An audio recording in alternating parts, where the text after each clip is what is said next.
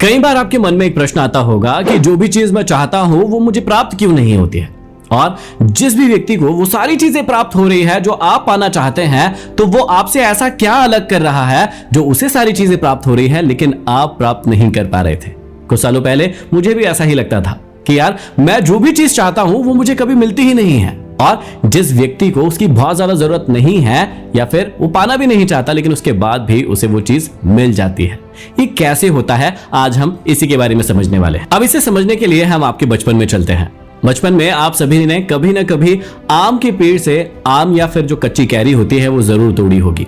और उस तोड़ने से लेके उसे खाने तक की जो प्रोसेस होती है वही एक सफल इंसान करता है, जिसे वो हर चीज प्राप्त होती है जो पाना चाहता है।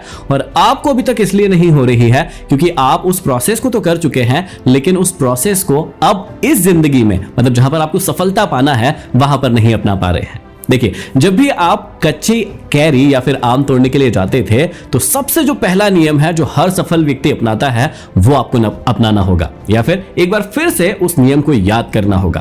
पहला नियम जो कि सबसे ज्यादा जरूरी था और वो नियम था, जब तक तोड़ेगा नहीं तब तक छोड़ेगा नहीं। इसका मतलब क्या है कि आप उस आम के पेड़ पर कच्ची कैरियों को तब तक पत्थर मारते रहते थे जब तक कि वो आम या कैरी टूट नहीं जाती थी। अब सोचकर देखिए कि क्या आपने एक पत्थर मारा था, दो पत्थर मारा था या तीन मारे थे? नहीं, आपने एक, दो या तीन नहीं मारे थे, आपने कई सारे पत्थर मारे थे और तब तक मारे थे जब तक कि वो कच्ची कैरी या फिर वो आम टूट नहीं गया था और आपने उसे प्राप्त नहीं कर लिया था। लेकिन वहां जब हम छोटे थे तो ये नियम बहुत अच्छे से समझ में आता था, या फिर हम डरते नहीं थे, बेफिक्र थे और सिर्फ एक ही लक्ष्य होता था कि जब तक ये टूट नहीं जाती, जब तक ये मेरे पास नहीं आ जाती, जब तक मैं इसे हासिल नहीं कर लेता तब तक मैं पत्थर मारता रहूंगा। अब कई बार ऐसा भी होता था कि उस चक्कर में किसी व्यक्ति को भी लग जाती थी, चोट लग जाती थी ना, और कई बार आपको भी चोट लग जाती थी। कई बार ऐसा भी होता था कि पत्थर मारते मारते मारते मारते आपके हाथ भी दुख जाते थे, लेकिन उसके बाद भी क्या होता था? क्या आप हार मानते थे? बिल्कुल नहीं मानते थे।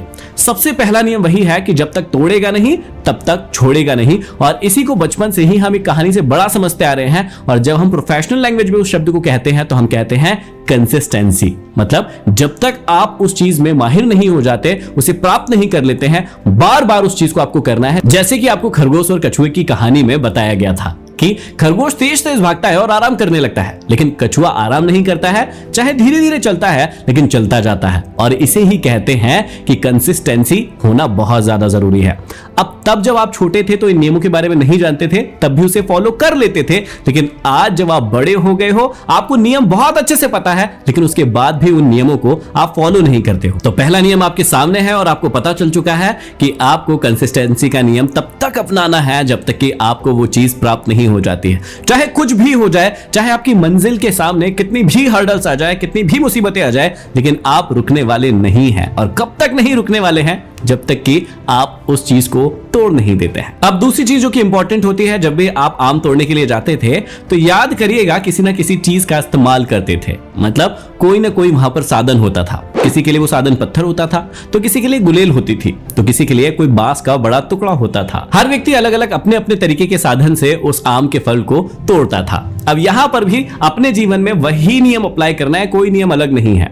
जब हम किसी लक्ष्य को प्राप्त करने के लिए जाएंगे तो हमें अपनी अलग अलग स्किल्स, मतलब वो पत्थर जो हैं, उनको इकट्ठा करना पड़ेंगे। अब मान लीजिए कि आप संगीत की फील्ड में जाना चाहते हैं तो वहां के लिए आपको अलग प्रकार की स्किल लगेगी, लेकिन यदि आप क्रिकेटर बनना चाहते हैं, बिजनेसमैन बनना चाहते हैं, स्टॉक मार्केट में जाना चाहते हैं, तो हर जगह जाने के अपने अपने साधन हो सकते हैं। किसी का साधन बांस हो सकता है, किसी का साधन पत्थर हो सकता है, किसी का गुलेल हो सकता है, कुछ भी हो सकता है, लेकिन आपको वो स्किल, मतलब वो जो साधन है, वो जरूर प्राप्त करने होंगे, क्योंकि उसके बिना आप आम को नहीं तोड़ सकते हैं। अब फिर से वही बात आ जाती है कि बचपन में जब आप छोटे थे तो आपको बहुत अच्छे से याद होता था कि साधन इकट्ठे करने हैं, मतलब बहुत सारे पत्थर इकट्ठे करने हैं, क्योंकि यदि आप बहुत सारे पत्थर इकट्ठे नहीं करेंगे तो आपके पास साधन नहीं होगा उस आम को या कैरी को तोड़ने का। तो आप इकट्ठा कर लेते थे, लेकिन जब वही बात आज की अपनी लाइफ में आती है तो बिना किसी स्किल को डेवलप किए हुए आप सोचने लगते हैं कि मुझे सफलता क्यों नहीं मिल रही है। सबसे पहला प्रश्न अपने आप से पूछिए कि वो पत्थर, वो स्किल कौन सी आपके अंदर है जिससे वो आपका आम टूटेगा, मतलब आपका लक्ष्य आपको प्राप्त होगा। और अभी मुझे कमेंट बॉक्स में कमेंट करके भी बताइए कि क्या स्किल आपके अंदर ऐसी है जिससे आपको लगता है कि हाँ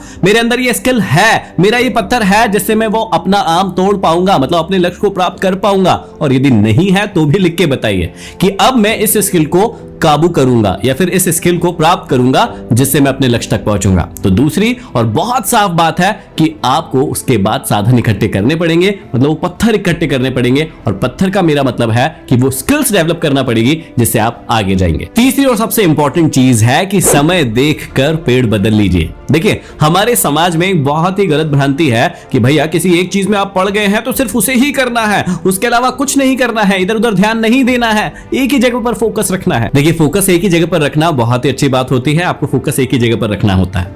लेकिन जब आपको दिख रहा है कि एक पेड़ है जिसमें एक या दो ही आम है और कुछ दूरी पर ही आपको एक और पेड़ दिख रहा है जहां पर आपको 50 से 100 आम लगे हुए दिख रहे हैं, अब आप वहां पर ट्राई कर रहे हैं जहां पर एक या दो ही आम है और बहुत सारे लोग हैं उस आम को खाने के लिए। लेकिन आपने थोड़ी ही दूर पर देखा कि एक आम है, वहां पर 50 से 100 आम लगे हुए हैं और वहां पर कोई है ही नहीं, उसे कोई तोड़ ही नहीं रहा है। तो मेरे समझाने का मतलब यह है कि समय देखते यदि आपको पता चल जाता है कि इस प्रकार की कंडीशन है जहां पर 2 आम के लिए 50 या 100 लोग लड़ रहे हैं और आप भी उसी में से एक है, या फिर एक पेड़ वो है जहां पर कोई नहीं है और 50 से 100 आम है, तो आप समय रहते अपना पेड़ बदल दीजिए। अब कई लोग इसको समझ नहीं पाएंगे तो उन्हें और थोड़ा सा डिटेल में समझा देता हूं। कहने का मतलब यह है कि आजकल बहुत सारी ऐसी फील्ड हो गई है जहां पर शुरुआत में कोई नहीं था, अब शुरुआत में जो उस फील्ड में आ जाता है वो बहुत अच्छा प्रॉफिट कमा लेता है, बहुत सक्सेसफुल हो जाता है। लेकिन भीड़ चाल चलते हुए बहुत सारे लोग फिर उस फील्ड में पहुंच जाते हैं और फिर क्या होता है कि बहुत सारे लोग जब पहुंच जाते हैं तो उस फील्ड में वो क्रीम नहीं होता है, वो मलाई नहीं होता है जो आप पाना चाहते हैं। और आपको जब वहां पर पहुंचते तो ऑलरेडी बहुत सारे लोग मिलते हैं, जब कंपटीशन बढ़ जाता है फिर आप कहते हैं कि इस फील्ड में सफलता नहीं मिल रही है।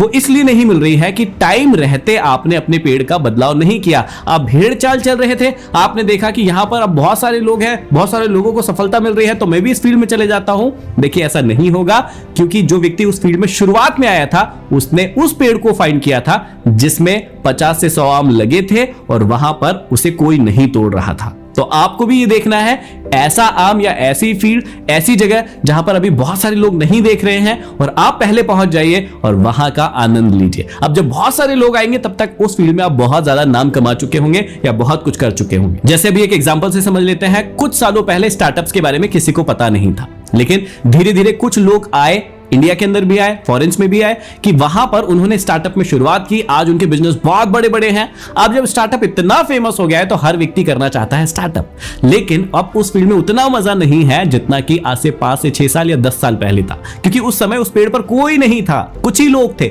और आज वहां पर बहुत सारे लोग आ गए हैं, जबकि वहां पर 1 या 2 ही आम लगे हुए हैं। चौथी और सबसे महत्वपूर्ण स्टेप है कि जब आपने इन 3 स्टेप्स को फॉलो कर लिया, आपको आम मिल गया, मतलब आपका लक्ष्य मिल गया।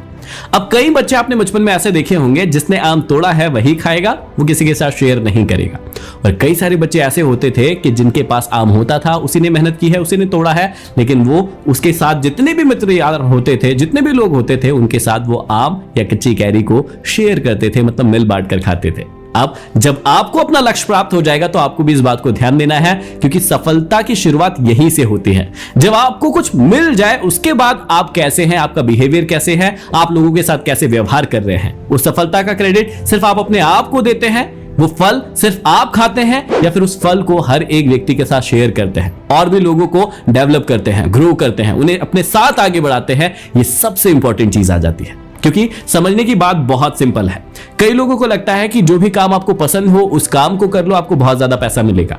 लेकिन ऐसे दुनिया में बहुत सारे काम हैं जो कि पसंद तो बहुत आते हैं लेकिन उसमें पैसा नहीं मिलता है। जैसे कई सारे आपने क्रिकेट प्लेयर देखे होंगे जिन्हें बहुत पैसा मिलता है, लेकिन ऐसे भी कई सारे क्रिकेटर्स हैं जिन्होंने अच्छा क्रिकेट खेला है लेकिन आज उनके पास उतना पैसा नहीं आ रहा है, या वो उनकी इतनी कमाई नहीं है। सीधी सी बात यह है। हॉकी में बहुत ऐसा लगता है कि यार मुझे हॉकी खेलने में मजा आता है, लेकिन हॉकी में उतना पैसा नहीं मिलता है, 1-2 व्यक्ति को मिलता है, लेकिन सारे लोगों को उतना पैसा नहीं मिलता है। इस बात को ध्यान में रखिएगा।